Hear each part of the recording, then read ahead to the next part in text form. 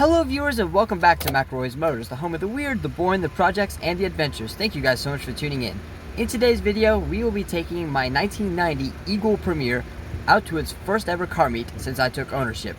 And I'm looking forward to it because it's being hosted by a good friend of mine, one who is an avid car collector, and he has some of the weirdest, most bizarre vehicles, including some vehicles that are just one of one ever made. And he's also friends with Jay Leno. So it is now time to cue the music.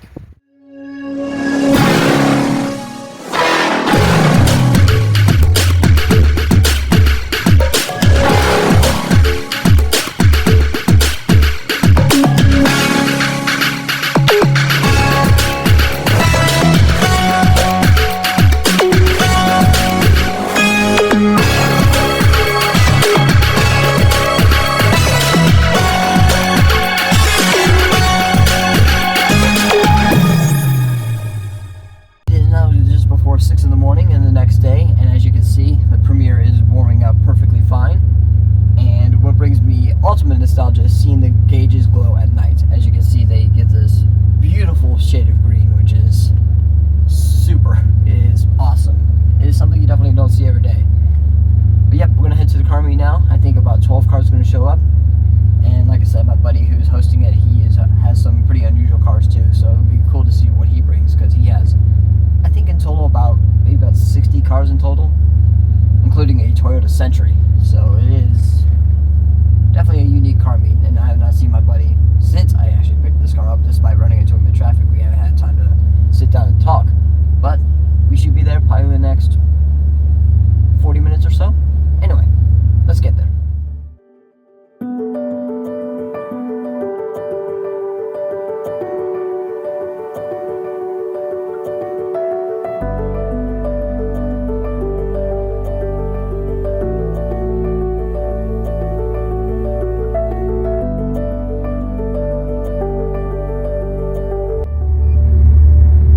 Grandfather came here from Portugal in 1962. This house on top of the hill here, that's where he lived. It sure is one very foggy morning. Camera's not doing any justice, but coming up on my left here is the Greater Akron Motorcycle Club.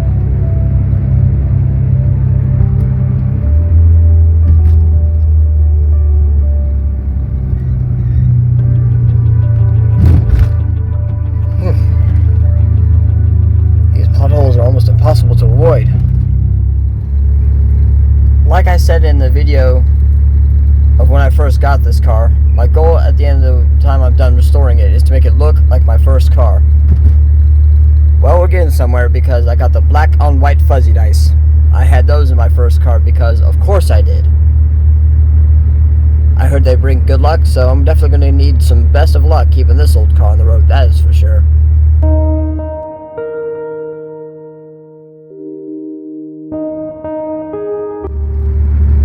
Now that the fog has cleared somewhat, you can see just how much of a beautiful morning it is.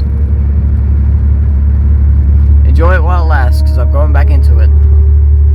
I feel like the 2017 film, or 2007 film, it's called The Mist. Bit of a horror film, honestly.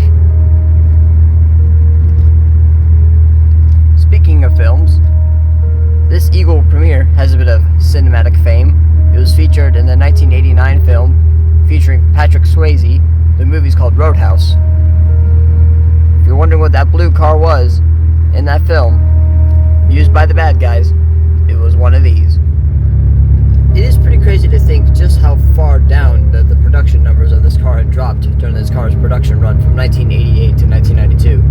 From 1988 and 89, they built about 45,000 of these, but by 1990 it dropped to 14,000. For 1991 it went to 11,000. By 92, the final model year, production had dropped to less than 5,000. So this is a pretty rare car, even by today's standards. It was rare when it was new, 36 years ago. Welcome to the small village of Peninsula, Ohio, and as you can see, it's a very charming part of town. Population here is roughly 1,200 people. It is absolutely beautiful. I love coming here. Well, some cars are showing up. This is the host's 1983 or 84 Dodge Rampage. This one has the factory supercharger on it. If only the previous owner to my car saw this, he would flip his top. But we got some cars representing the Germans here. We got a nice Porsche 911 Carrera, as well as an Audi R8. Just when I thought I had a rare car, have a look at this Infiniti M45. Easily the most beautiful car of the 2000s. But Alec and Sigonis will be proud. We got a Mini showing up here. Look at that thing. It's got a Japanese plate on it. I wonder if it was exported from there. I did speak with the gentleman who owns the Mini. It is a 1995 original sidewalk edition Mini, and it was sold new in Japan.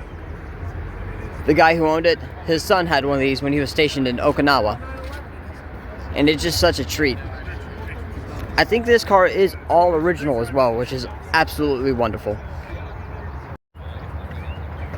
We have this beautiful BMW that just showed up about 10 minutes ago.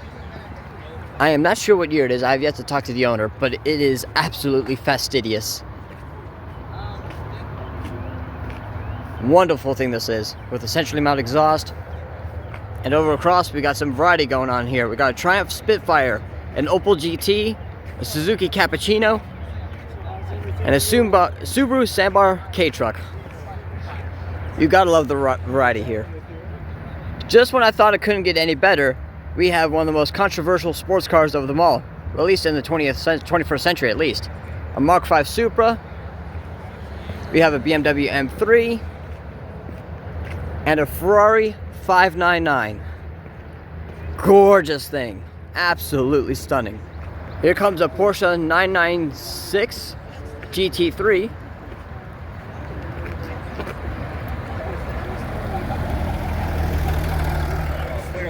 This is a beautiful Mitsubishi 3000 GT.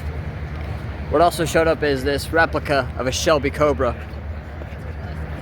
The body is replicated, but the engine is stock Shelby Cobra. What a magnificent machine. Smells as good as it looks.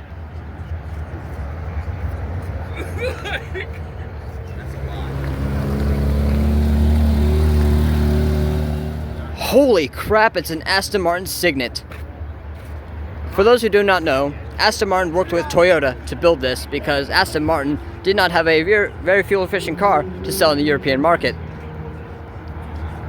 You had to pay something like $50,000 for one of these. $50,000 for this. For my American viewers, you might recognize it as a Scion IQ, which was also rebranded Toyota as well. But it's also the smallest four-seat car ever made, measuring just a hair over 10 feet long. It is so adorable. I never thought I'd see one of these in the flesh, at least for another 10 to 12 years.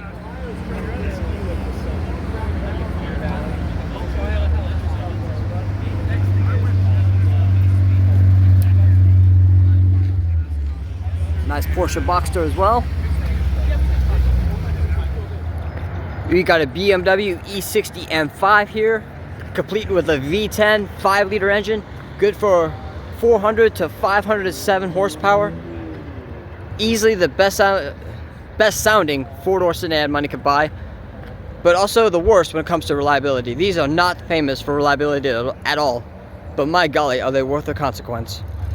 What's extraordinary about this K-Truck, I was talking to the gentleman who owns it, this thing only has 35,000 original kilometers from new, so it's about 22,000 miles, and it looks absolutely spot on.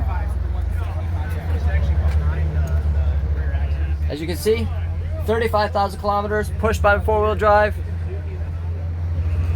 Magnificent. The variety just keeps getting better and better.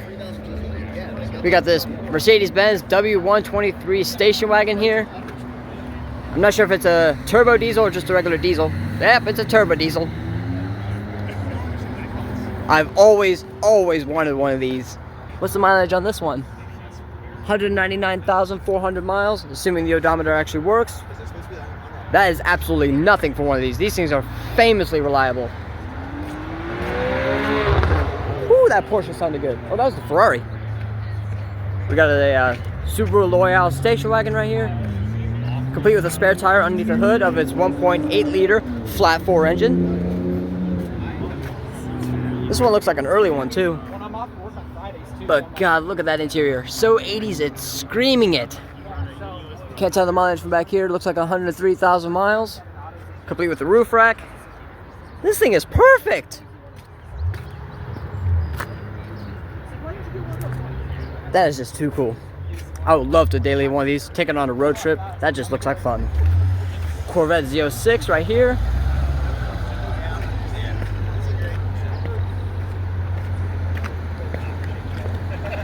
I don't think this belongs here, park marshals, but hey, they belong here. I'm not sure if that's a Civic SI, but still pretty cool to see. And an actual New York City Crown Vic taxi cab. That is awesome. Furious driving would be proud. Look at this thing. It's got the original fare monitor on there. It's got the air freshener. This is neat. Wow.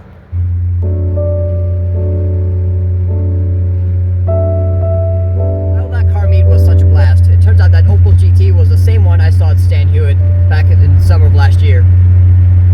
It was the gentleman's first car, so it was kind of cool to talk to him about my first car and whatnot. But that was definitely a sweet car meet. Tons of variety, awesome, kind-hearted people. Definitely looking forward to more. But as for this video, I'm going to end it here today. Thank you guys so much for watching. If you liked it, feel free to like, share, and subscribe to McElroy's Motors, and I'll have more videos